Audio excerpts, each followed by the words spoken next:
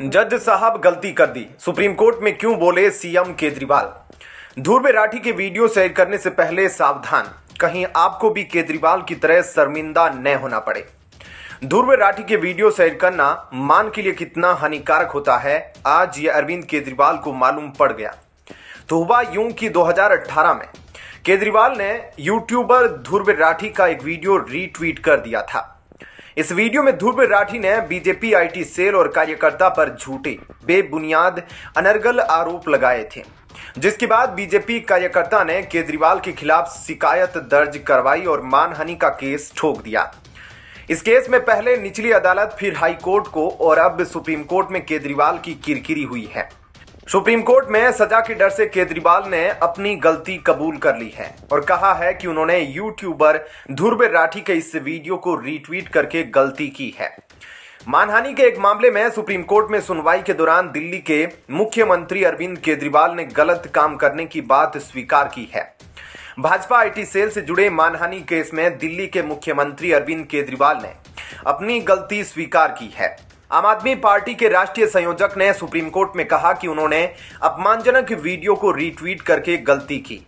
इसके बाद supreme court ने ट्रायल कोर्ट में इस केस की सुनवाई पर 11 मार्च तक रोक लगा दी है। केस को रद्द करने की याचिका हाई कोर्ट से खारिज हो जाने के बाद केजरीवाल ने सर्वोच्च अदालत का दरवाजा खटखटाया है।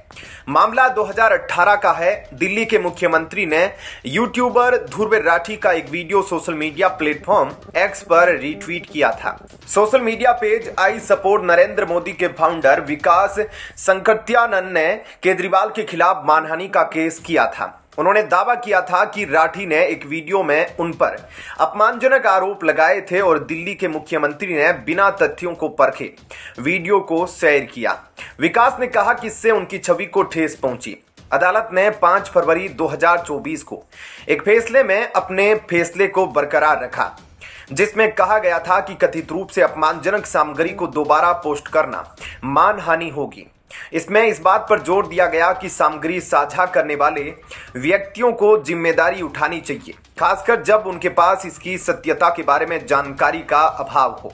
इसके अलावा अदालत ने कहा कि मानहानिकारक सामग्री को रीट्वीट करते समय अस्वीकरण संलग्न करने में विफलता के परिणाम स्वरूप कानूनी परिणाम होने चाहिए। इसके जवाब में मुख्यमंत्री केजरीवाल ने निचली अदालत में समन को खारिज करने की मांग करते हुए तर्क दिया कि अदालत यह समझने में विफल रही कि उनके ट्वीट का उद्देश्य शिकायतकर्ता को नुकसान पहुंचाना नहीं था या ऐसा होने की संभावना नहीं थी।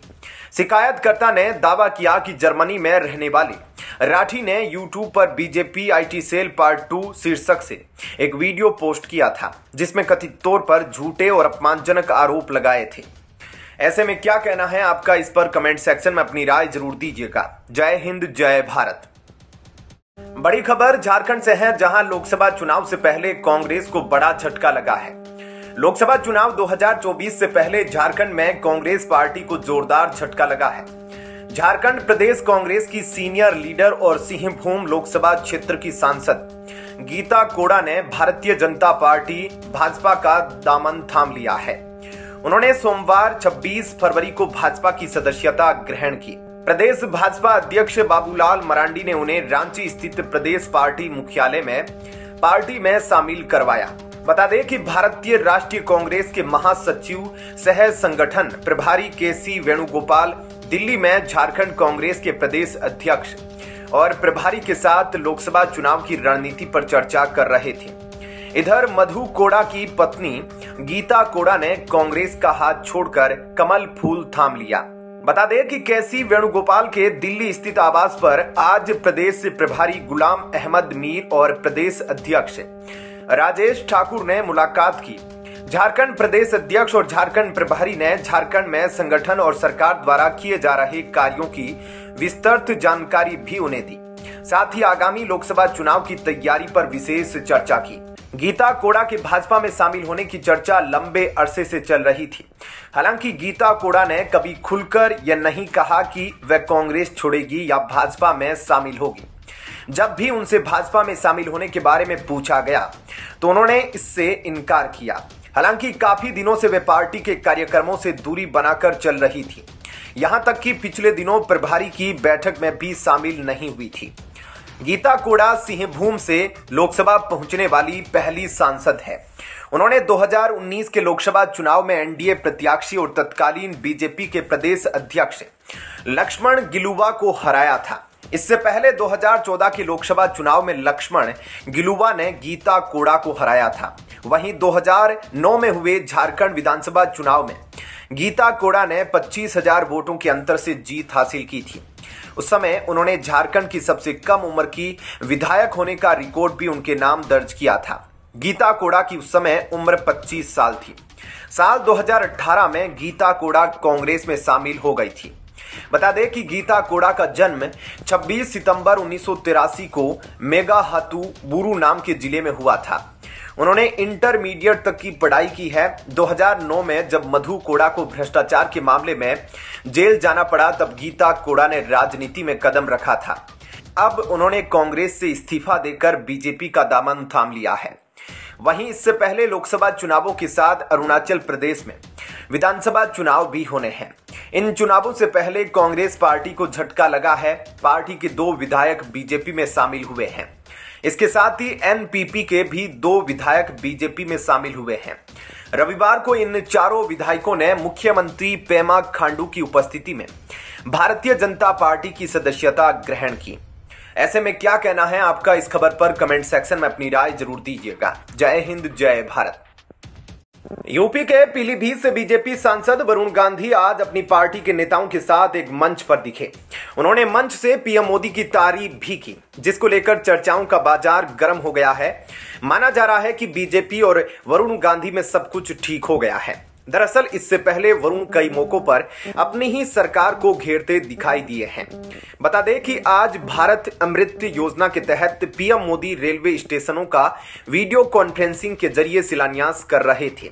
इस मौके पर सांसद वरुण गांधी पीलीभीत रेलवे स्टेशन पर चल रहे कार्यक्रम में पहुंच गए। इस कार्यक्रम में बीजेपी के जिला अध्यक्ष संजीव प्रताप सिंह सहित तमाम पार्टी के कई नेता मौजूद थे। वरुण और बीजेपी जिला अध्यक्ष 4 साल बाद एक मंच पर दिखे। प्रधानमंत्री नरेंद्र मोदी ने सोमवार को पीलीभीत रेलवे स्टेशन पर विभिन्न विकास कार्यों का वर्चुअली शिलान्यास किया।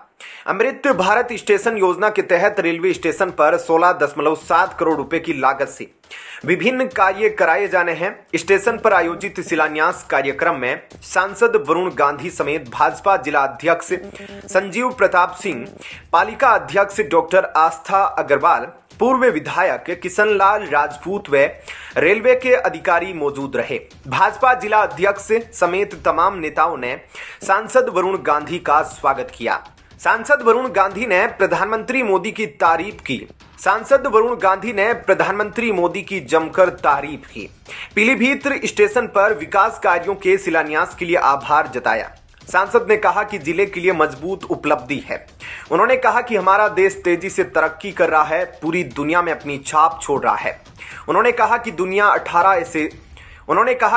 में 18 ऐसे देश हैं जिनके अध्यक्ष या प्रधानमंत्री या भारतीय या राष्ट्रपति भारतीय मूल के हैं। हमारे देश में मेहनत, हिम्मत और प्रतिभा की कमी नहीं। समाज के अंतिम व्यक्ति तक अवसर उपलब्ध कराए जाए। मैं इस उपलब्धि के लिए एक जन प्रतिनिधि के रूप में धन्यवाद करना चाहता हूं। देश के प्रधानमंत्री को पीलीभीत की तरफ से सब लोग एक बार ताली जरूर बजाएं, जिसमें हम लोग अपनी कृतज्ञता ज्ञापित करें, क्योंकि कृतज्ञता से कोई बड़ा भाव नहीं होता। गौरतलब है कि वरुण गांधी पिछले 2-3 साल से मोदी सरकार और योगी सरकार की योजनाओं की खिलाफत कर रहे थे, जिसके चलते बीजेपी के छोटे बड़े नेताओं ने वरुण से दूरियां बना ली थी। 2024 में उनके टिकट कटने की चर्चा भी चल रही थी, लेकिन इन सब के बीच आज वरुण गांधी पार्टी नेताओं संग बैठक करते दिखाई दिए, साथ ही पीएम मोदी की तारीफ करते भी नजर आए। हालांकि इस पूरे घटनाक्रम और सियासी गहमा गहमी के बीच वरुण गांधी हमेशा प्रधानमंत्री नरेंद्र मोदी की पोस्ट को शेयर करते रहते हैं। हालांकि एक बात यह भी है कि वो कभी सीएम योगी के पोस्ट को रीट्वीट नहीं करते, जो अक्सर वरुण गांधी की पोस्ट को देखकर पता चलता है। इस बात से यह भी अंदाजा लगाया जा सकता है कि वरुण गांधी के राष्ट्रीय नेतृत्व से तो संबंध ठीक है, लेकिन सीएम योगी समेत राज्य के नेताओं से उनके संबंध उतने मधुर नजर नहीं आते हैं। ऐसे में क्या कहना है आपका, इस पर कमेंट सेक्शन में अपनी राय जरूर दीजिएगा। जय हिंद, जय भारत। कांग्रेस के पूर्व अध्यक्ष राहुल गांधी अपनी पार्टी को मजबूती देने के लिए भारत जोड़ो यात्रा के बाद अब भारत जोड़ो न्याय यात्रा निकाल रहे हैं। यह अलग बात है कि उनकी न्याय यात्रा जिस राज्य में पहुंचती है या जिस राज्य से गुजरती है, वहां पर न सिर्फ कांग्रेस बल्कि पूरे इंडी गठबंधन के लिए दिक्कतें शुरू हो जाती है। राहुल की यात्रा पूर्वोत्तर में जिस अरुणाचल प्रदेश से होकर गुजरी थी, महज एक दिन की यात्रा का असर ऐसा हुआ कि कांग्रेस पार्टी के आधे विधायक ही टूटकर पार्टी से अलग हो गए और बीजेपी में शामिल हो गए। खास बात यह है कि अरुणाचल प्रदेश की विधानसभा में 60 सीटें हैं। इनमें से अब कांग्रेस के पास सिर्फ 2 विधायक ही बचे हैं और विपक्ष में कुल मिलाकर सिर्फ 3 विधायक। बाकी सभी विधायक सत्ता पक्ष में हैं, जिसमें से 2 निर्दलीय विधायक भी है। नहीं समझे ने। दरअसल अरुणाचल प्रदेश में जब साल 2019 में विधानसभा चुनाव हुए थे तो बीजेपी ने 41 सीटें जीती थी और 2/3 बहुमत से सरकार बनाई थी। इसके साथ ही जेडीयू ने 7 सीटें जीती थी। नेशनल पीपल्स पार्टी ने 5 विधानसभा सीटें जीती तो कांग्रेस ने 4 सीटें। वहीं पीपल्स पार्टी ऑफ अरुणाचल ने भी 1 सीट जीती थी। इसके अलावा 2 निर्दलीय विधायक थे। इसके बाद अरुणाचल प्रदेश में जेडीयू के सभी विधायक बीजेपी में शामिल हो गए थे।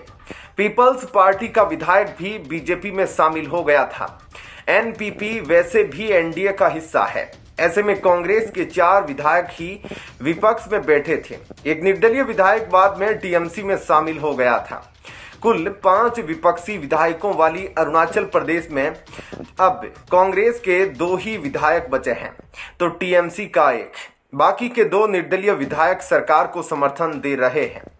इस तरह से राहुल गांधी ने जिस अरुणाचल प्रदेश में अपनी न्याय यात्रा एक दिन निकाली, उस अरुणाचल प्रदेश में पार्टी के आधे विधायक ही बागी हो गए और वो बीजेपी में शामिल हो गए। खैर, ये मामला सिर्फ अरुणाचल का नहीं है, बल्कि राहुल गांधी की भारत जोड़ो न्याय यात्रा जिन राज्यों से गुजरी या जिन राज्यों में पहुंची या पहुंचने वाली थी, यानी किसी भी तरह का जुड़ाव न्याय यात्रा से अगर था तो वहां पार्टी ही नहीं बल्कि इंडी गठबंधन को नुकसान ही हुआ है। अरुणाचल से लेकर असम तक विद्रोह हुआ तो पश्चिमी बंगाल में दीदी ममता ने आंखें दिखा दी। बिहार में इंडी गठबंधन के सूत्रधार ने ही इंडी गठबंधन को छोड़ दिया तो उत्तर प्रदेश में जयंत चौधरी जैसे नेताओं ने ही राहुल गांधी का हाथ झटक दिया। महाराष्ट्र में अशोक चौहान से लेकर बाबा सिद्दीकी तक ने झटका दिया तो कांग्रेस को सहयोगी दलों के सामने भी घुटने टेकने पर मजबूर होना पड़ा है। उत्तर प्रदेश जैसे राज्य में उसे सपा की शर्तों पर लोकसभा चुनाव सिर्फ 17 सीटों पर लड़ना पड़ रहा है तो पंजाब में इंडी गठबंधन में होने के बावजूद उसे आम आदमी पार्टी के खिलाफ अलग ही लड़ाई लड़नी पड़ रही है। वहीं दिल्ली की 7 में से 4 लोकसभा सीटें भी आपके लिए छोड़नी पड़ गई। ऐसे में समझ सकते हैं कि इंडी गठबंधन में कांग्रेस पार्टी को लगातार नुकसान पर नुकसान ही झेलना पड़ रहा है। क्या कहना है आपका इस खबर पर, कमेंट सेक्शन में अपनी राय जरूर दीजिएगा। जय हिंद, जय भारत। दिल्ली के मुख्यमंत्री अरविंद केजरीवाल ने राजधानी के सभी 7 लोकसभा सीट पर गठबंधन की जीत का दावा कर दिया है तो वहीं बीजेपी भी अपने खेल से सबको हैरान कर रही है। फिल्म अभिनेता अक्षय कुमार भाजपा की टिकट पर लोकसभा चुनाव लड़ सकते हैं। एक हिंदी दैनिक के समाचार की माने तो खिलाड़ी कुमार को दिल्ली की चांदनी चौक सीट से लड़ाया जा सकता है। हालांकि अभी इस बारे में पार्टी और एक्टर की ओर से आधिकारिक रूप से कुछ भी नहीं कहा गया है। अखबार के अनुसार अक्षय को दिल्ली की चांदनी चौक सीट से लड़ने के लिए कहा जा सकता है, जिसमें केजरीवाल की मुश्किलें बढ़ती दिखाई दे रही है। अब अचानक 27 फरवरी को आम आदमी पार्टी के पीएसी पॉलिटिकल अफेयर्स कमेटी की बड़ी बैठक होने वाली है। मंगलवार को ही आप दिल्ली, हरियाणा और गुजरात में लोकसभा चुनावों के लिए उम्मीदवारों का ऐलान कर सकती है। सीएम अरविंद केजरीवाल के आवास में होने वाली इस बैठक में लोकसभा उम्मीदवारों के नाम को लेकर चर्चा होगी। खबरें आ रही है कि भारतीय जनता पार्टी ने दिल्ली की 7 लोकसभा सीटों के लिए उम्मीदवारों के चयन की चर्चा करना शुरू कर दिया है। दिल्ली की यह 7 सीट इसलिए भी महत्वपूर्ण हो जाती है क्योंकि इन सीटों से आम आदमी पार्टी और कांग्रेस भी अपने उम्मीदवार उतारने पर विचार कर रही है। इस हिसाब से देखा जाए तो इन सीटों पर कांटे की टक्कर देखने को मिल सकती है। केजरीवाल ने दिल्ली के सभी 7 लोकसभा सीट पर गठबंधन की जीत का दावा करते हुए एक्स पर पोस्ट किया।